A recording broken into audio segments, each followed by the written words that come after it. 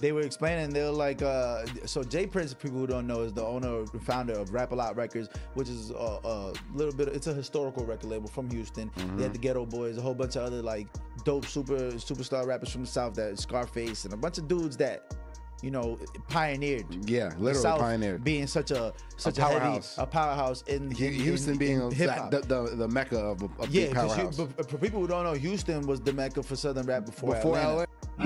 What's moving? What's moving? The City Connection magazine now in your area, bringing the spotlight to the urban scene throughout Hampton Roads. I'm your host, Victory the Guard.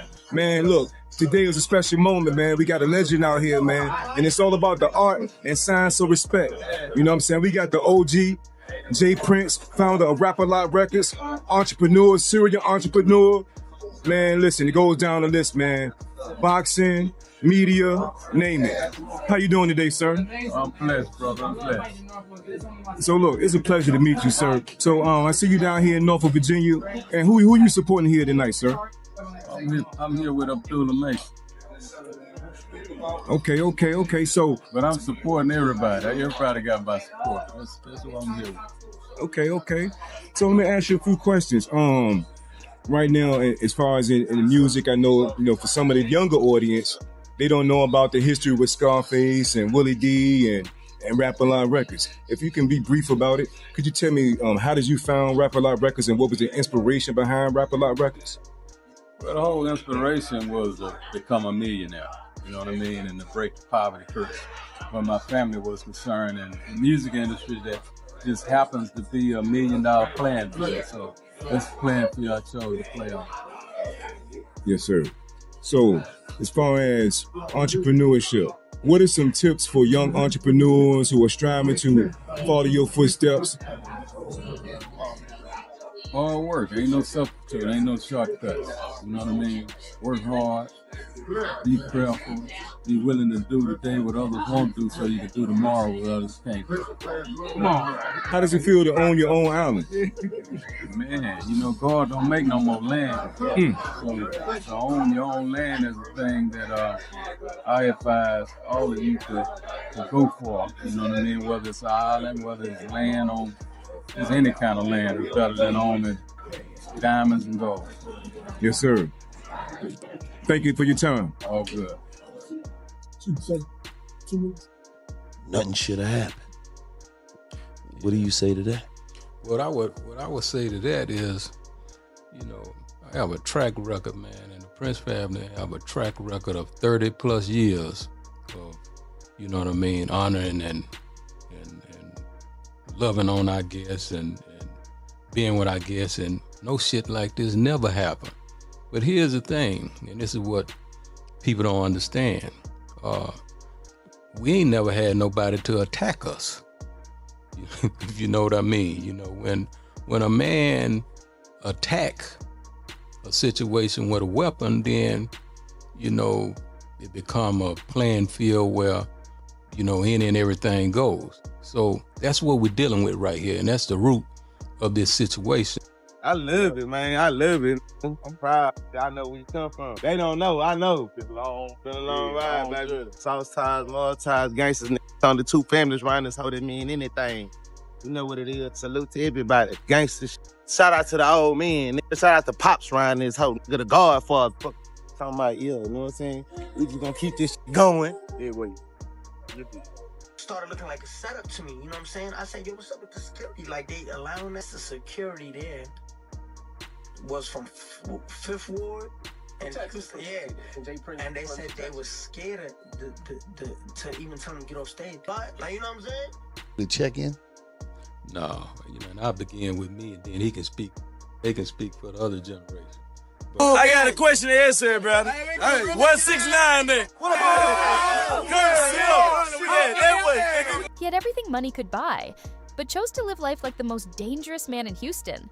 Born into the $45 million Rayport Records empire, Jay Prince Jr. could have taken any path he wanted. Private schools, luxury cars, world-class education, and connections most people only dream of. Yet he walked straight into a world of high-stakes dice games, street influence, and deadly ambition. The contradictions in his life make him one of the most fascinating and tragic figures in modern hip-hop. How does someone with every advantage still choose the path of danger? To understand J. Prince Jr., you have to start at the beginning, a childhood wrapped in wealth, power, and opportunity, and yet shadowed by the streets. J. Prince Jr. was born into Houston's Prince family dynasty, the son of legendary mogul J. Prince Sr., who built Raipot Records from nothing into a $45 million empire. Sr.'s influence launched the careers of Scarface, the Ghetto Boys, and countless Southern rap legends. Unlike his father, Jr. didn't have to fight to survive. He was born with a platinum spoon in his mouth. From the start, Jr. had access to private education, luxury vehicles, and social connections that most people could only dream of. His childhood was a mix of boardrooms and street corners, nannies and neighborhood politics.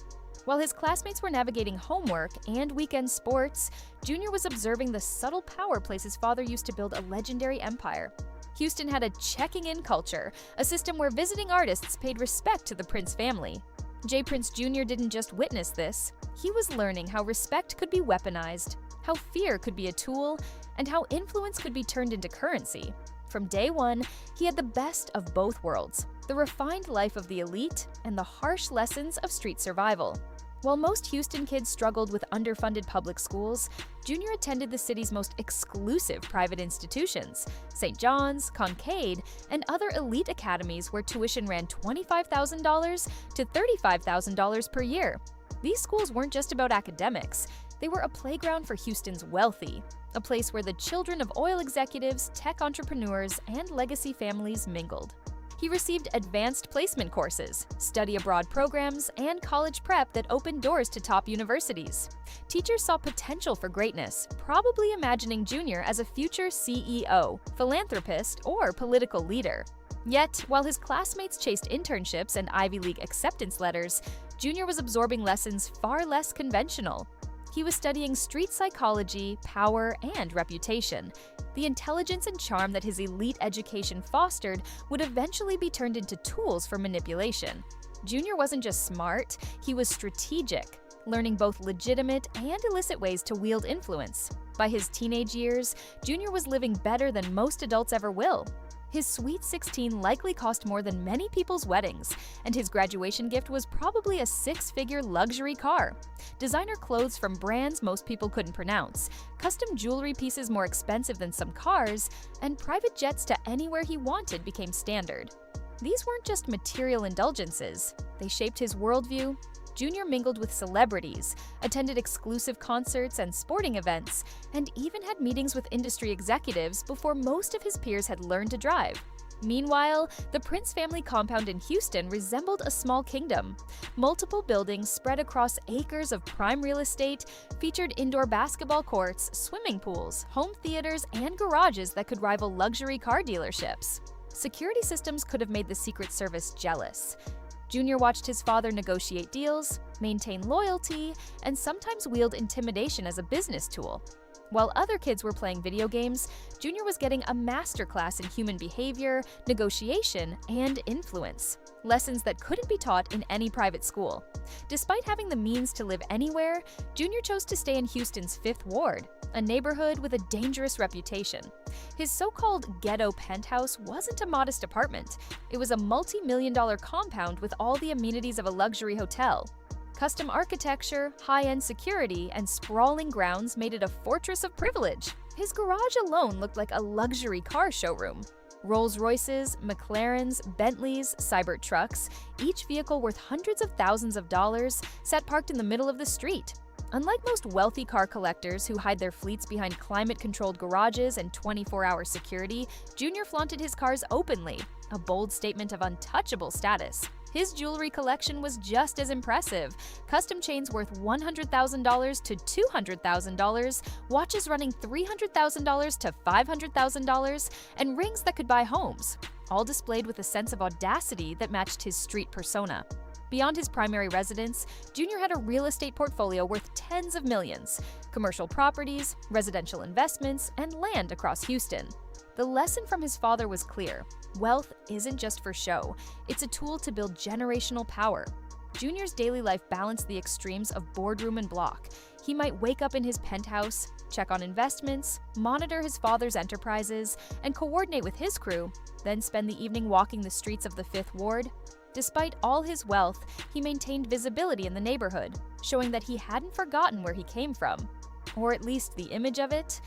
Security was tight, former military, off-duty police, and professional bodyguards.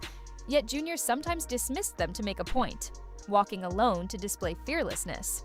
The Prince family name opened doors in entertainment, sports, and business, yet he often leveraged that reputation to engage in dangerous schemes rather than legitimate ventures.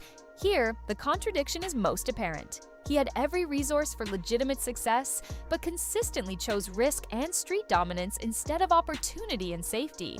Privilege became a weapon, and the streets were his proving ground. Junior's most infamous operations involved hosting high-stakes dice games for visiting celebrities. What began as a respect ritual for artists visiting Houston became a sophisticated, profitable enterprise. Junior used his family reputation to gain access to wealthy artists, and then orchestrated games designed to separate them from money. These operations were meticulously organized.